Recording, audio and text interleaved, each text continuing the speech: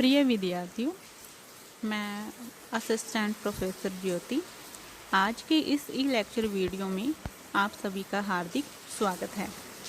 प्रिय विद्यार्थियों, हमारे एमए फाइनल हिंदी साहित्य के पाठ्यक्रम में द्वितीय इकाई के अंतर्गत कबीरदास को सम्मिलित किया गया है। कबीरदास के सुमरन का अंग का अध्ययन हम आज के इस ई लेक्चर वीडियो में करेंगे।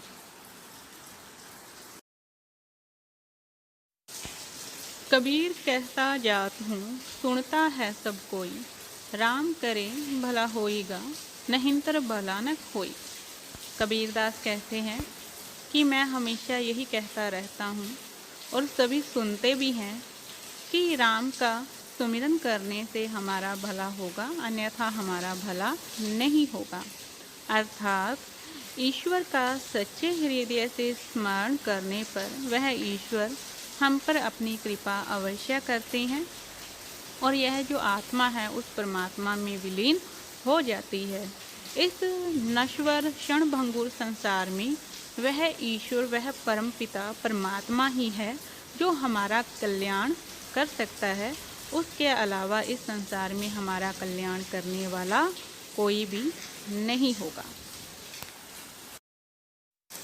भक्ति भजन हरि नाव है, दूजा दुख अपार, मनसा वाचा कर्मणा कबीर सुमिरन सार।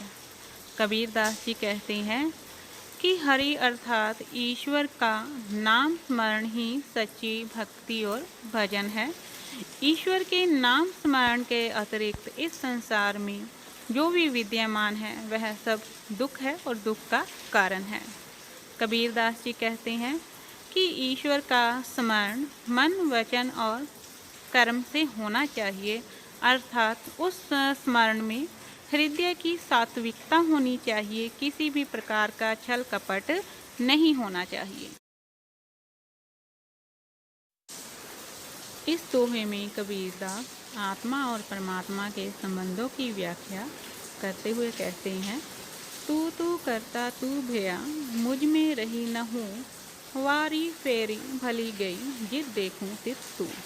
अर्थात हे मेरे मन, तू ही करता, तू हो गया और मुझ में कहीं पर भी मैं नहीं रहा।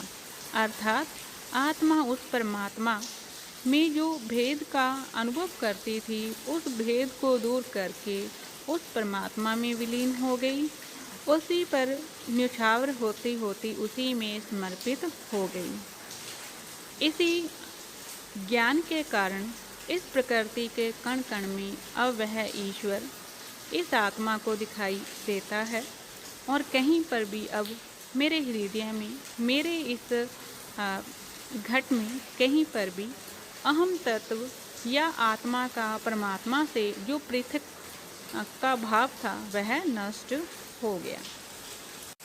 जिह घट प्रीति न प्रेम रस, पुनि रसना नहीं राम, ते न इस संसार में उपजी गए बेकाम। कबीरदास कहते हैं कि जिस घट से तात्पर्य यहाँ पर होगा शरीर से, कि जिस घट अर्थात शरीर में प्रेम रूपी रस नहीं है, अर्थात ईश्वरीय प्रेम नहीं है, और जिसकी रसना अर्थात जिह्वा पर, जीभ पर ईश्वर का नाम नहीं है, वे नर अर्थात वे प्राणी, वे मनुष्य इस संसार में उपजी खे बेका, व्यर्थ ही पैदा हुए और अपना जीवन यूं ही व्यर्थ ही नष्ट कर दिया।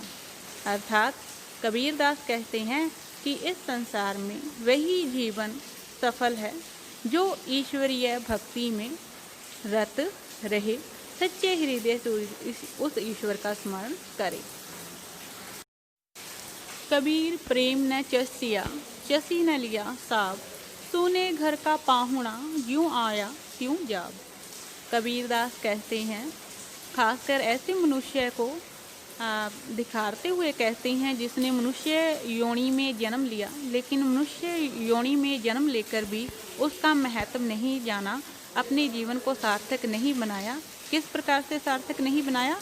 अर्थात ऐसा मनुष्य जिसने इस संसार में प्रेम का रस नहीं चखा और उस प्रेम के रस को चखकर भी उसका स्वाद नहीं लिया, ऐसा मनुष्य तो उस आगंतुक, उस मेहमान के समान है जो सूने घर में पहुंचता है और जैसा आता है वैसा ही चले जाता है। अर्थात जिस प्रकार से कोई व्यक्ति किसी घर में आश्रय के लिए आता है परंतु वहां पर उसको आश्रय नहीं मिलता, सूने घर में आकर वैसे ही चला जाता है, इसी प्रकार से जो मनुष्य प्रेम के महत्व को नहीं जानता, वह प्रेम चाहे ईश्वरीय प्रेम हो, चाहे किसी भी प्रकार का प्रेम हो, उस प्रेम के महत्व को न समझकर अपना जीवन यूं ही निरर्थक व्यतीत कर देता है मनुष्य योनि में रहकर, तो वह मनुष्य योनि भी उसकी बेकार है, जिस योनि में रहकर भी उसने ईश्वर का स्मरण, ईश्वरीय प्रेम का नहीं जाना। कबीर दास इस दोहे में ईश्वरीय साधना मार्ग की कठिनता को बताते हुए कहते हैं, लंबा मार्ग दूरी घर बिकट पंथ बहुमार, कहो संतो क्यों पाइए दुर्लभ हरि दीदार। अर्थात कबीरदास कहते हैं कि वह ईश्वरीय साधना का मार्ग बड़ा ही लंबा है, जिसके लिए धैर्य की आवश्यकता है, और उस ईश्वरीय प्राप्ति का जो घर है, जो ईश्वर का घर है, वह बहुत ही दूर है। उसका मार्ग बड़ा ही विकट और कठिनाइयों से भरा हुआ है। उस मार्ग पर बहुत ही बहुमार अर्थात बटमार से तात्पर्य यहाँ पर होगा संसारिक बंधन, माया मोह के बंधन जो ईश्वरीय प्राप्ति के मार्ग में बाधा हैं आदि इस मार्ग में हमें मिलते हैं। कबीरदास कहते हैं कि हे संतों, हे सज्जन व्यक्तियों, आप ही बताइए कि उस ईश्वर को कैसे प्राप्त किया जाए। उस ईश्वर के दीदार जो दुर्लभ है, दीदार करना, उस ईश्वर को प्राप्त करना जो कठिन है, उस ईश्वर को कैसे प्राप्त किया जाए। और इसी संबंध में कबीरदास कहते हैं कि उस ईश्वर को प्राप्त करने के लिए धैर्य और मन की एकाग्रता की आवश्यकता है।